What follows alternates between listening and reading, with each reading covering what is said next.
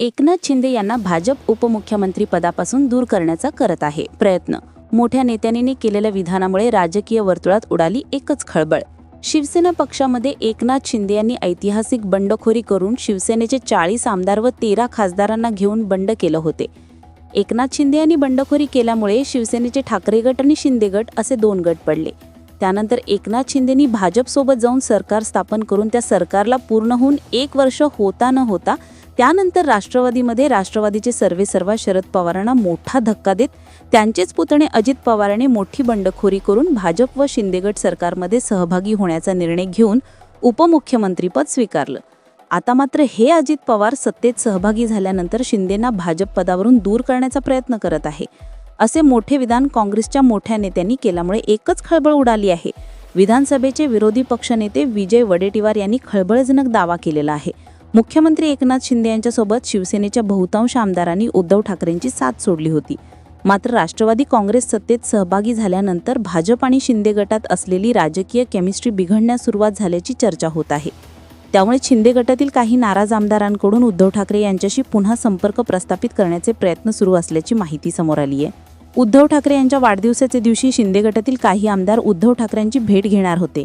या आमदारांना उद्धव ठाकरे यांना भेटून वाढदिवसाच्या शुभेच्छा द्यायच्या होत्या. त्यासाठी संबंधित आमदारांकडून मातोश्रीवर फोनही करण्यात आला होता. मात्र उद्धव ठाकरे यांनी शिंदे गटाच्या संबंधित आमदारांना भेट नाकारल्याचे समजते.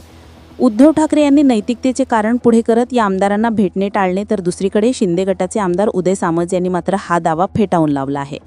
आमच्यापैकी कोणी उद्धव ठाकरे यांची भेट घेण्याचा प्रयत्न केला नाही. याउलट उद्धव ठाकरेंच्या गटातील 10 आमदारांनी एकनाथ शिंदे यांना फोन करून वाढदिवसाच्या शुभेच्छा दिल्या. यापैकी 6 आमदार लवकरच शिंदे गटात प्रवेश करतील. मी आत्ता लगेच त्यांची नावं सांगू शकतो, परंतु राजकारणात नैतिकता पाळायची असते असे उदय सामंत यांनी सांगितले. हे आमदार उद्धव ठाकरे यांच्यासोबत असताना त्यांना कधी उद्धव ठाकरेंना भेटता आले नाही, त्यांच्याशी बोलता आले नाही. त्यामुळे 40 आमदारांनी बंड केले. या आमदारांचा एकनाथ शिंदे यांच्या नेतृत्वावर विश्वास आहे. अजित पवारही आता या सरकारमध्ये सहभागी झाले आहेत. ही एकनाथ शिंदे यांची लोकप्रियता आणि विकासाभिमुख राजकारणाला मिळालेली पोचपावती असल्याचे उदय सामंत यांनी म्हटलेले आहे. परंतु तरीही शिवसेनेत गेल्या काही दिवसात नाराजीचे सूर दिसून येत आहेत. अशातच काही मंत्री आमदार शिंदे गट सोडण्याच्या तयारीत असल्याच्या चर्चा राजकीय वर्तुळात सुरू आहेत. अशातच बालाजी किणीकर शिवसेना सोडणार असल्याच्या तयारीत आहेत. ते मातोश्रीवर परत येतो असे म्हणत असल्याचा दावा काल राष्ट्रवादीचे नेते आणि माजी मंत्री जितेंद्र आव्हाड यांनी केला होता. अशातच 22 आमदार शिंदे गटाला सोडण्याच्या मनस्थितीत असून 9 खासदारही ठाकरेंच्या संपर्कात असल्याचा गोप्यस्फोट ठाकरे गटाच्या मोठ्या नेत्यांनी केला आहे. शिंदे गटाचे 22 आमदार वैतागले असून हे आमदार शिंदे गटातून बाहेर पडण्याच्या मनस्थितीत आहे. 13 पैकी 9 खासदारही आमच्या संपर्कात आहेत. खासदारही शिंदे गटाला वैतागले आहेत. काम होत नाही, तुच्छतेची वागणूक मिळत आहे. एकनाथ शिंदे यांनी स्वतःचं बूड सावर केलं आहे. इतर कोणालाही किंमत मिळत नाही अशी तक्रार या आमदार खासदारांनी केल्याचा दावा ठाकरे गटाचे खासदार विनायक राऊत यांनी केला आहे. तर राऊत यांच्या या दाव्याने राजकीय नेत्यांच्या भुवया उंचावल्या आहेत. शंभूराजे देसाई यांनी 15 दिवसापूर्वी उद्धव ठाकरेंना निरोप पाठवला आहे.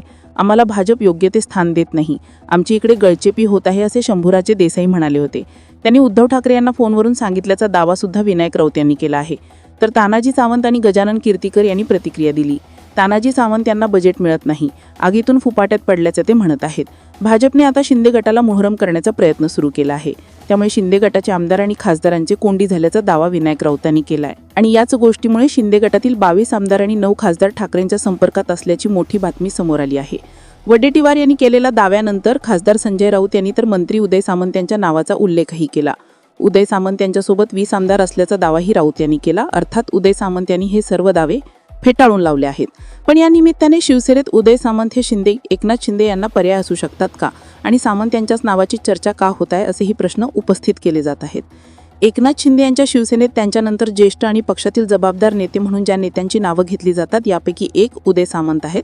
उदय सामंत शिवसेना शिंदे गटाचे ज्येष्ठ नेते आहेत. आत्ताच्या महायुती सरकारमध्ये उद्योग आणि मराठी भाषा मंत्री आहेत. तर शिंदे सरकारच्या कार्यकाळातही ते उद्योगमंत्री होते.